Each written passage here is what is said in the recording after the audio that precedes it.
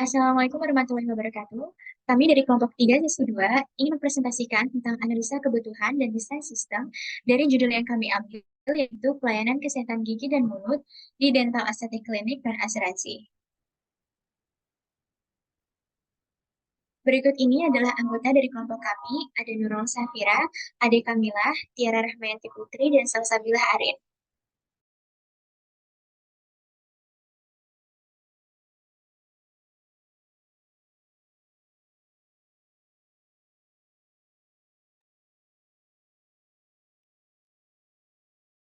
Kemudian tujuan kami menyusun proyek ini adalah untuk memudahkan pasien untuk mengakses pelayanan kesehatan gigi dan mulut di dental estetik klinik, serta memudahkan seluruh staf yang bekerja di dental estetik klinik dalam melakukan pelayanan kesehatan gigi dan mulut setiap harinya.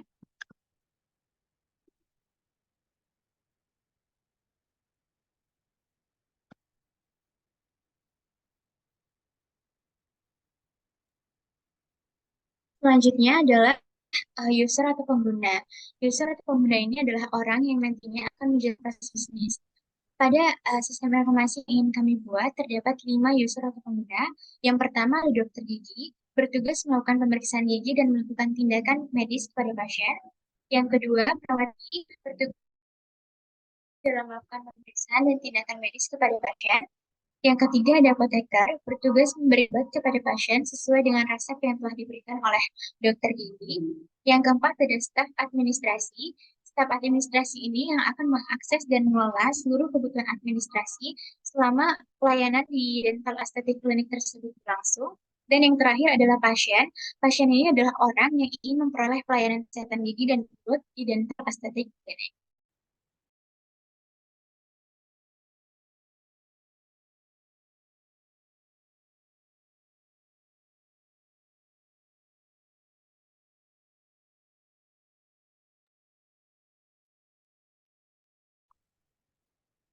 Yang selanjutnya yaitu dokumen. Terdapat beberapa dokumen yang diperlukan.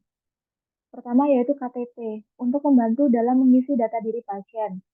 Kemudian ada formulir pendaftaran pasien baru, hanya diberikan kepada pasien baru untuk melengkapi identitas atau data pasien.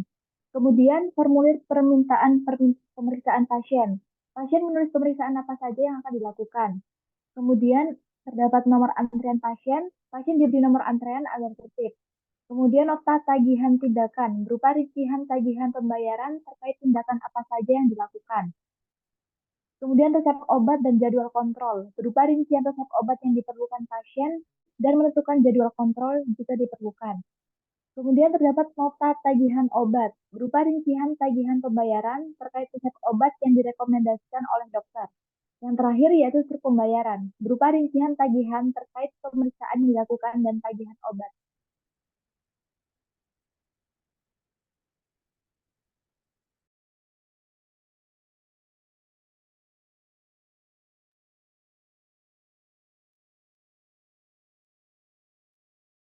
Kemudian ini adalah flowchart untuk proses pendaftaran. Dengan dimulai dari pasien mendatangi loket pendaftaran, kemudian staf administrasi melakukan verifikasi data pasien.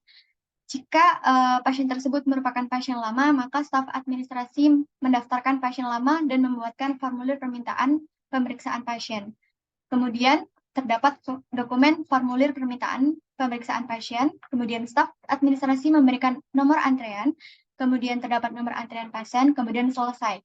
Namun jika pasien tersebut merupakan pasien baru, maka staf administrasi memberikan formulir pendaftaran, kemudian terdapat formulir pendaftaran pasien baru, kemudian staf administrasi mendaftarkan pasien dan membuatkan formulir permintaan pemeriksaan. Kemudian terdapat formulir permintaan pemeriksaan, kemudian staf administrasi memberikan nomor antrean, kemudian terdapat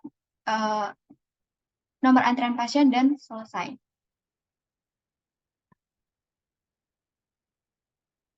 Kemudian ini adalah flowchart permintaan pemeriksaan, dimulai dari perawat gigi memanggil pasien sesuai dengan nomor antrean, kemudian perawat gigi memastikan identitas pasien, kemudian formulir permintaan pemeriksaan, terdapat dokumen formulir permintaan pemeriksaan pasien, lalu dokter gigi melakukan anamnesis terhadap pasien, kemudian pasien diminta berkumur dan berbaring di kursi dental, dan kemudian dokter melakukan pemeriksaan fisik, Kemudian dokter gigi melakukan ronsen terhadap gigi pasien, kemudian terdapat dokumen hasil foto ronsen gigi pasien.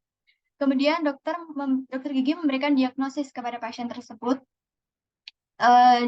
Jika pasien tersebut memerlukan tindakan, maka dokter gigi menawarkan tindakan yang sesuai dengan diagnosis. Namun jika pasien tersebut tidak memerlukan tindakan, maka langsung akan mendapatkan nota tagihan, kemudian selesai. Untuk lanjutan dari pasien yang memerlukan tindakan, maka dokter gigi menawarkan tindakan yang sesuai dengan diagnosis, kemudian dokter gigi memberikan informed consent kepada pasien. Jika pasien menyetujui informed consent, maka dokter gigi melakukan tindakan kepada pasien. Kemudian dokter gigi menuliskan tindakan yang telah dilakukan untuk dibuatkan nota tagihan, kemudian terdapat dokumen nota tagihan dan tindakan pasien. Kemudian dokter gigi menuliskan resep obat dan jadwal kontrolnya. Kemudian terdapat dokumen resep obat dan jadwal kontrol. Kemudian pasien mendatangi bagian farmasi untuk menebus obatnya.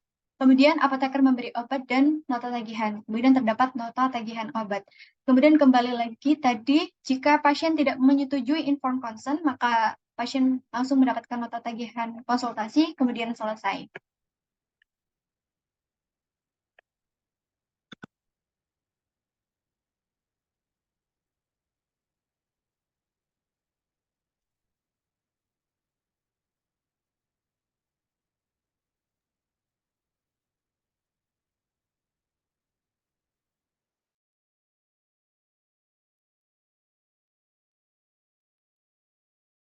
Selanjutnya yaitu flowchart pendaftaran. Dimulai dari pasien mendatangi loket pembayaran, kemudian pasien memberikan nota tagihan kepada staf administrasi.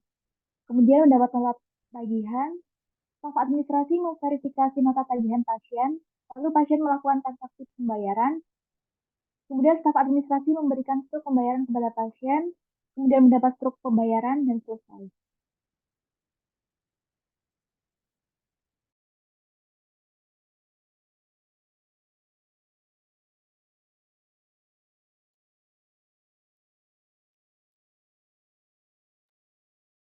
Baik, selanjutnya adalah use case diagram yang digunakan untuk menggambarkan fungsi dalam sebuah sistem yang dapat digunakan atau diakses oleh pengguna.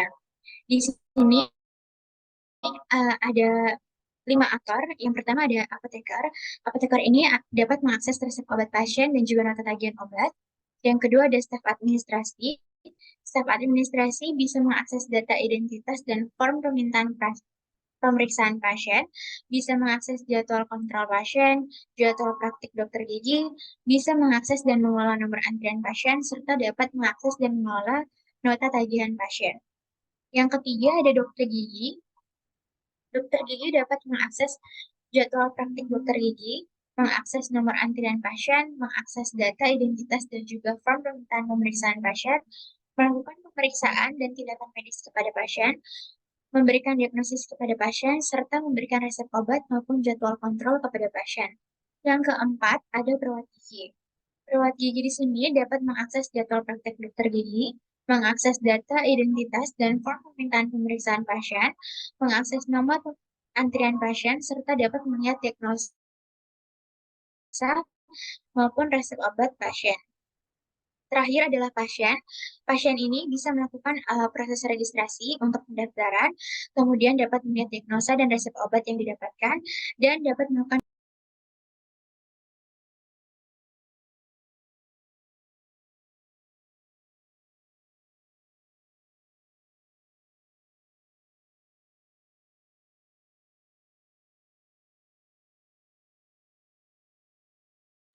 Yang selanjutnya adalah Wireframe. Wireframe yang kami buat adalah wireframe web yang digunakan untuk konsultasi secara gratis dan membuat janji dengan dokter. Oleh karena itu, di wireframe web kita terdapat tampilan utama yaitu logo dari Dental Aesthetic Clinic, Home, Book Now untuk membuat janji dengan dokter, Our Service terdapat treatment yang ada di dalam Dental Aesthetic Clinic, dan konsultasi secara gratis. Our Dokter terdapat nama dokter dan jadwal praktek, location terdapat lokasi Dental Aesthetic Clinic, kemudian terdapat frame promo-promo yang diselenggarakan oleh Dental Aesthetic Clinic. Terdapat frame testimonial yang berisi penilaian pasien yang telah melakukan treatment di Dental Aesthetic Clinic. Terdapat frame Book Now untuk memilih treatment, memilih dokter, memilih hari, memilih waktu, dan mengisi identitas pasien. Dan terdapat frame Find a Doctor yang berisi nama dokter dan jadwal praktek. Dan yang terakhir, terdapat frame Call Center yang digunakan untuk memberikan informasi yang dibutuhkan dan menangani pertanyaan dari para pasien.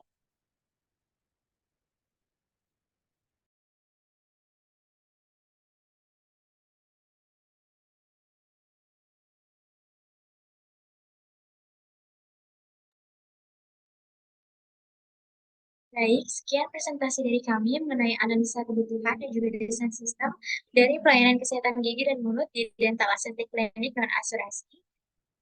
Mohon maaf apabila terdapat kesalahan kata dan terima kasih atas perhatiannya. Wassalamualaikum warahmatullahi wabarakatuh.